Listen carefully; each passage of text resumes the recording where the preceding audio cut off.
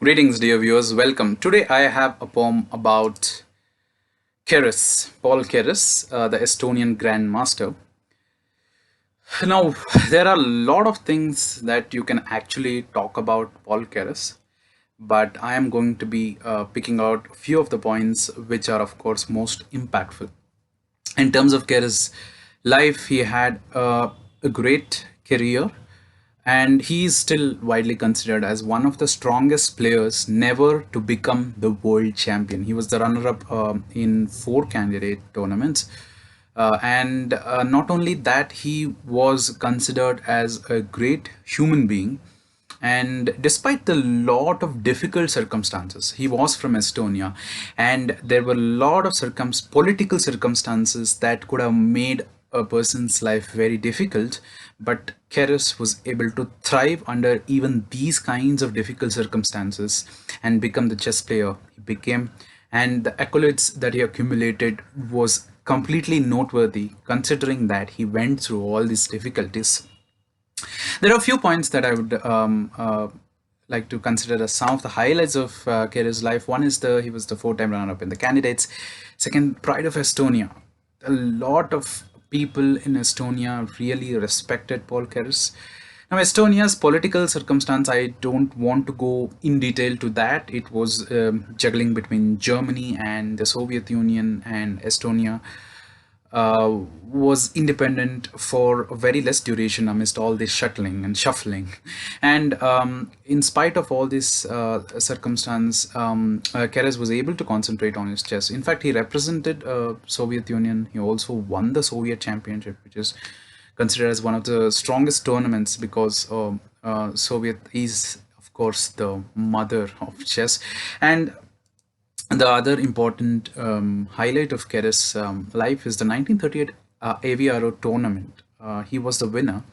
And even today, chess historians speculate that it was probably the most strongest tournament ever conducted. It's one of the strongest chess tournaments, and Keres was able to win it. Not only that, Estonians loved Paul Keres because of the human he was.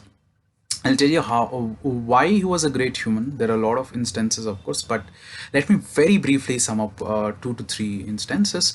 The famous Zurich candidates, which is the 1953.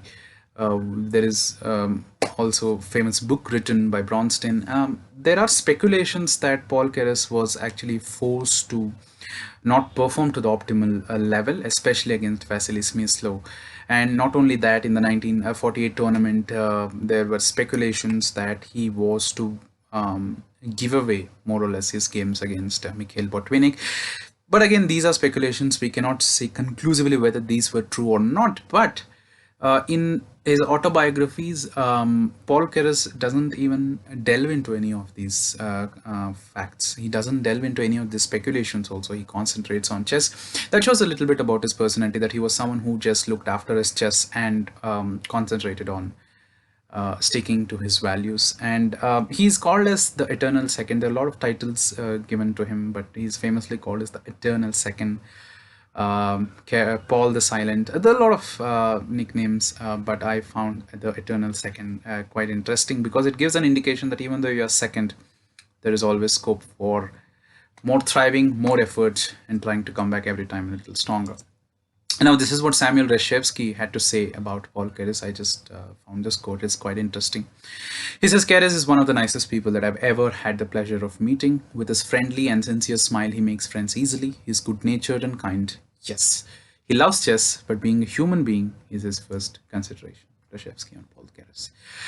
Now, understanding all these things, let us get into the poem. Runner-up in the candidates on 4 occasions. Did not perturb your passion. To believe and fight with less regard to loss, you did proudly endorse. Your undying interest from a young age was a bit beyond normal range.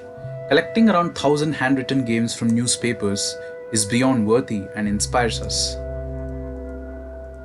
The political situations fail to unsettle you. Your games hardly gives us any clue of the internal struggles that you had to face in almost every important phase.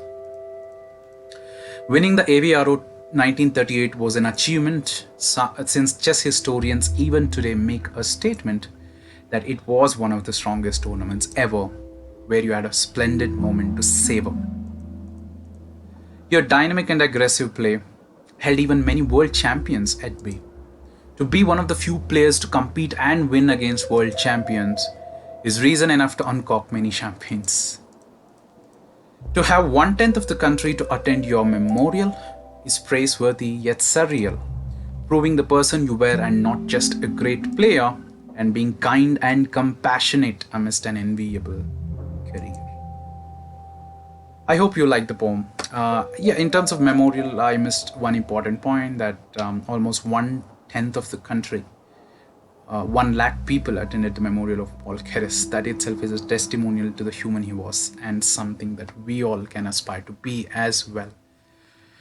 I hope you liked it. Thank you very much for your time.